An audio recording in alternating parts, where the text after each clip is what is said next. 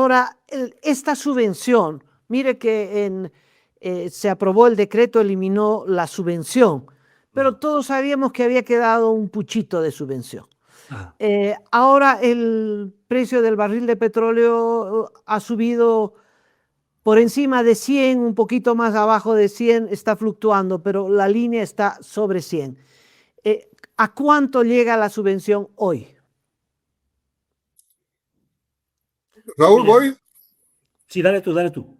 A ver, Amalia, yo he estado recientemente en Santiago de Chile y también hace 3 semanas en Lima, Perú, y con un precio de barril de $100 el barril, que es más o menos donde estamos ahora, el precio en la mayoría de los surtidores, en las estaciones de servicio en Perú y en Chile, están bordeando los 18 y 17 bolivianos el litro de diésel. Y la gasolina está alrededor de, no sé, 13, 14 bolivianos el litro. Y ahí hay un mercado de competencia, o sea, funcionan varios abastecedores y varias empresas y marcas compiten por precio, calidad y servicio. Entonces, estamos al más del doble, el doble en la gasolina y casi al doble en el diésel. Entonces, esa es la magnitud del subsidio que tenemos con el conflicto en el Medio Oriente, que no sabemos cuándo se va a resolver. No sé qué opina. Raúl. En el mismo sentido, Amalia, en enero de este año, cuando se sacó el decreto 5516, se ajustó el precio del diésel a 9.80 y el de la gasolina a 6.96. El del diésel casi estaba en lo que en ese momento había en la región, más o menos 10.20, ¿no? Entonces, de hecho, el contrabando de diésel desapareció en enero y febrero. Si uno ve la data del INE, ve que bajó incluso la importación de diésel en esos meses, porque el contrabando casi murió, porque el principal incentivo, que era el precio, desapareció. El precio estaba casi igualado entre Bolivia y el mercado regional. Con la gasolina no ocurría lo mismo. Era 6.96 en Bolivia y en el mercado regional estaba más o menos en 9.80, ¿no? Entonces, no se hizo realmente un ajuste limpio en el caso de la gasolina. Hemos seguido teniendo un precio subsidiado, pero claro, en la gasolina no hay el incentivo para el contrabando porque tienes una gasolina basura que nadie la quiere vender ni siquiera en la frontera. Entonces, el mecanismo en el caso de la gasolina es un poquito diferente. Pero con la guerra en el Medio Oriente, los precios se han disparado, como bien señala Álvaro. En la gasolina tenemos casi ahorita un 50% por encima de subvención y en el diésel vamos más o menos iguales. Ahí yo quiero resaltar, Amalia, que el tema de conflictos bélicos en el mundo, problemas geopolíticos, hay hoy y va a haber en cualquier momento. Por lo tanto, el volver a tener precios fijos por 6 meses con el decreto 5616 ha sido un error. Estamos saliendo de 20 años de un precio fijo en gasolina y diésel. Creo que ha sido un error volverlos a fijar por otros 6 meses y decir que en junio se va a volver a ajustar. Conflictos bélicos van a haber y pueden seguir habiendo. Entonces, lo correcto es tener un precio limpio en el mercado interno y generar políticas sociales, sí, a sectores más vulnerables con subvenciones bien focalizadas por un tiempo bien determinado, pero tener el precio así como lo tenemos hoy en día nos lleva a situaciones complejas, tanto desde una perspectiva fiscal como desde una perspectiva energética. Es que Y de ninguno de abastecimiento, ustedes, ¿no? es que Sí. ninguno de ustedes es el actual ministro de hidrocarburos, ¿no? No, no. Es que hay un problema social, hay un país que viene de una situación que ya no la vamos a describir y que haber levantado la subvención, aunque sea de manera parcial, fue un acto de heroísmo, ¿no? Sí. Y un acto de heroísmo del pueblo de aceptarlo sin salir a derramamientos de sangre. Pero ahora yo creo que la gente no aguanta, porque te imaginas subir la gasolina de 6.96, digamos 7, a 9, a 10. Eso no lo aguanta nadie. O sea, establezcamos que hay un subsidio cada vez más grande en el precio de la gasolina.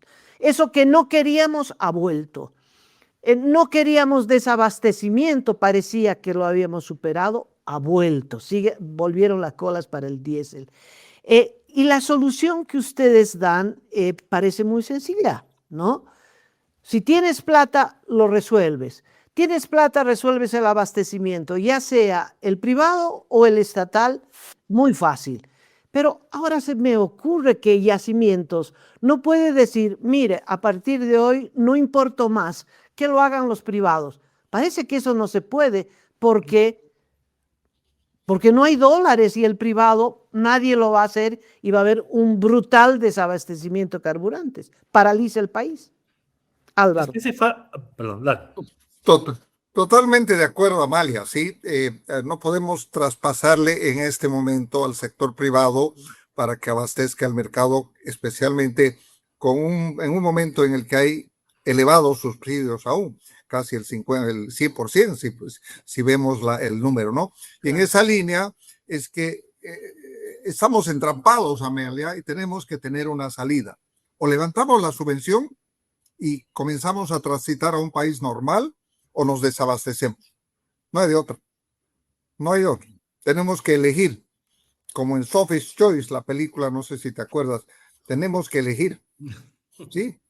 Tenemos que elegir, o nos desabastecemos o subimos los precios para no desabastecernos porque somos importadores netos de energía. Y este año vamos a comenzar, o el próximo, a importar GLP, y el 2029 vamos a comenzar a importar gas natural. ¿Qué te parece, Raúl?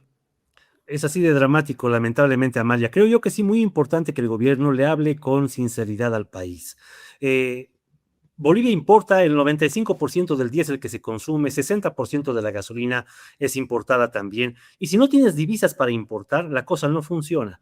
De pronto, Arce, si lo hubiesen aprobado los créditos el 2024 o 2025, hubiéramos tenido menos filas, porque habían divisas, ¿me entiendes? Hoy en día al gobierno se le han aprobado algunos créditos que le han dado cierto oxígeno en noviembre, en diciembre, en enero, para poder tener divisas para importar, pero no podemos seguir en esa dinámica de forma permanente. El tema de la política cambiaria tiene que ser resuelto, hay que unificar el tipo de cambio, para eso se requiere un crédito de balanza de pagos, y cuanto más tardemos en aceptar esa situación, en sincerarnos y en ir hacia lo que hay que ir, que es ese crédito de balanza de pagos con el Fondo Monetario, para poder avanzar realmente a una solución estructural en el tipo de cambio, vamos a ir a lo que menciona muy bien Álvaro. Vamos a ir a problemas de abastecimiento, volver otra vez a las filas. ¿Por qué en Ecuador, cuando se ajustó el precio, se quemó el país y en Bolivia no? Porque los bolivianos veníamos de 2 años, ¿no es cierto?, de hacer largas filas de horas para gasolina, días para el diésel, y eso nos llevó a una mejor predisposición de aceptar el ajuste. Hoy en día yo coincido contigo, Amalia, es muy difícil poderlo hacer políticamente, por supuesto, porque la gente además ha tenido gasolina basura de por medio. Entonces, va a ser un desafío enorme para el gobierno, pero si no lo hacemos, hay que explicarle muy bien a la gente qué pasa si no hacemos, si no cambiamos la ley, si no ajustamos los precios, el camino al que nos estamos dirigiendo es una crisis energética, pero profunda. O sea, estamos contra la pared. O Sí, subimos los precios al doble, o no tenemos gasolina. No hay más, sí. ni con cola, ni con cola. Ni con colas. Así es, Amalia. Pues, son al doble ahora, pero en 3 meses se resuelto el problema del Medio Oriente, que ojalá en unos meses se dé, los precios van a bajar. Y los bolivianos tenemos que acostumbrarnos a que los precios de la gasolina, del diésel, posteriormente del GLP y después del gas natural van a tener que cambiar cada semana, cada día o cada 15 días. Eso es como el bolsín, Amalia, cuando teníamos el bolsín. Tenemos que acostumbrarnos a que no podemos tener dólar fijo, a que no podemos tener precios de la gasolina, del diésel, bajos y firmes, porque el mercado, somos importadores y dependemos de un mercado internacional que nos marca precio. Lastimosamente, hemos perdido nuestra característica productora y eso nos ha hecho mucho daño. Ahora, esto que ustedes lo explican tan simple, con toda seguridad lo sabe el presidente y lo sabía Mauricio Medinaceli, lo sabían los dos presidentes de Yacimientos que pasaron por ese escritorio, ¿no? La renuncia de la señora es dramática, ¿no? Dicen, no me apuren porque aquí hay un problema estructural y sin resolver el problema estructural no puedo comprar ni vender gasolina. ¿En qué medida la corrupción dentro de Yacimientos, la presencia estructural de militantes del MAS, es un freno para resolver el abastecimiento de gasolina. ¿Es esto verdad o este es un pretexto? Yo creo que es parte del problema, Amalia, pero es importante Yo- ir por partes. Hay que ir por partes. La primera parte es condiciones macroeconómicas mínimas para que YPFB o el privado puedan hacer su trabajo. Y es lo que hemos dicho. El tema de estabilidad del tipo de cambio, de sincerar el tipo de cambio, unificarlo y que hayan divisas en el mercado. Esa es una condición básica que aunque pongamos a la mejor gente en YPFB, le saquemos foto al edificio, si no resuelves lo otro, pues sencillamente no va a funcionar y hace que cualquier reforma que tú hagas en yacimiento sea cuestionada, porque la gente va a decir, pucha, hemos cambiado YPFB, hemos cambiado de presidente, lo hemos puesto por 2/3, hemos hecho una reingeniería organizacional, pero la cosa no funciona. ¿Por qué? Porque no hay divisas. Entonces, en la primera condición del tema cambiario tiene que quedar muy clara para la gente que si eso no se hace, lo otro tampoco va a funcionar. Sobre lo segundo, en el tema de YPFB sí hay problemas serios, serios, serios en términos de corrupción, no solamente del MAS. Aquí tienes 20 años de una gestión, de gestiones totalmente largas, hay roscas que se han enquistado por dentro y por fuera de la empresa estatal, y si no haces una reingeniería organizacional y además un proceso serio de institucionalización de cargos, la cosa no va a funcionar. Y eso obviamente toma tiempo, ¿no? Y eso también hay que tenerlo claro. No funciona con varita mágica. Entonces, estos elementos creo yo que hay que tenerlos sobre la mesa. Pero no es el esencial. Es decir, no es ese el tapón al abastecimiento. no, Se habrían divisas con roscas o sin roscas, no habría problema. Sería otro el tipo de administración, de eficiencia, en fin.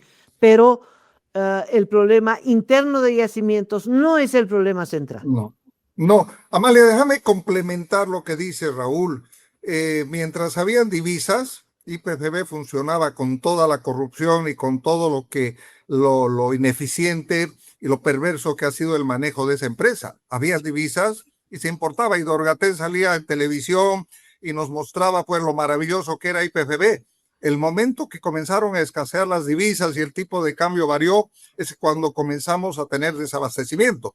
Entonces, hagamos magia con YPFB y la podemos hacer. Si no hay divisas y no estabilizamos los precios al internacional, nos vamos a desabastecer, Amalia. Eso es. Y luego tiene que venir la reforma de YPFB, de achicarla, privatizarla, pero como está, es una empresa que pierde plata desde el 2024, Amalia, y la camuflan con NOCRES, con certificados de impuestos, pero es una empresa deficitaria. ¿Y quién nos va a dar plata para subvencionar los combustibles? ¿Quién nos va a dar plata para que subvencionemos a una YPFB que tiene 5.500 empleados y tiene corrupción adentro y tiene una mafia?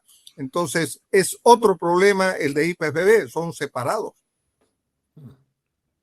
Que hay que hacerlo, pero hay que hacerlo después de resolver el problema macro, que es conseguir divisas, y práctico, que es hacer divisas.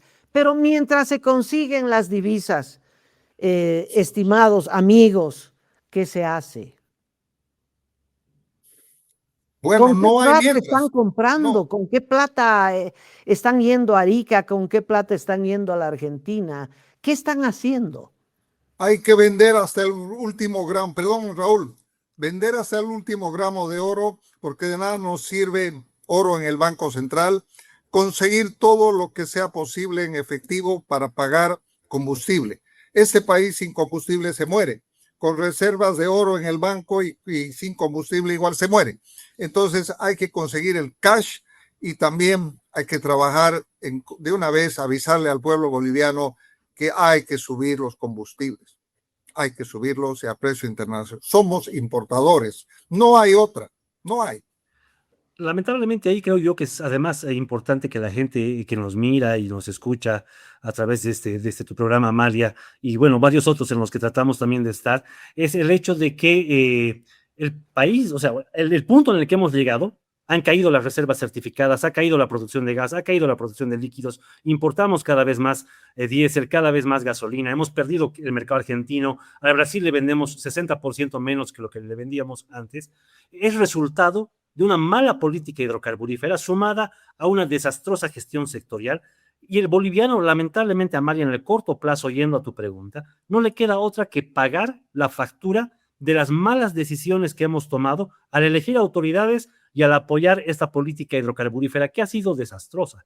Entonces, en el corto plazo, lo único que nos va a quedar, como bien dice Álvaro, es pagar precios reales, ojalá que, y en eso desde Jubileo insistimos mucho, acompañado de políticas sociales de subsidios bien focalizados a la gente que realmente lo necesita, pero pagar, el resto tendremos que pagar precio real. Tú paseas por La Paz o vas en Santa Cruz y pasa lo mismo. El flujo vehicular no ha bajado significativamente con el ajuste que se ha hecho a los precios. La gente sigue utilizando su vehículo de la forma que lo hacía antes. Es decir, que no es en el bolsillo realmente de la gente que tiene vehículos en la calle circulando, no ha sido del todo afectado porque el precio no se ha sincerado en su totalidad.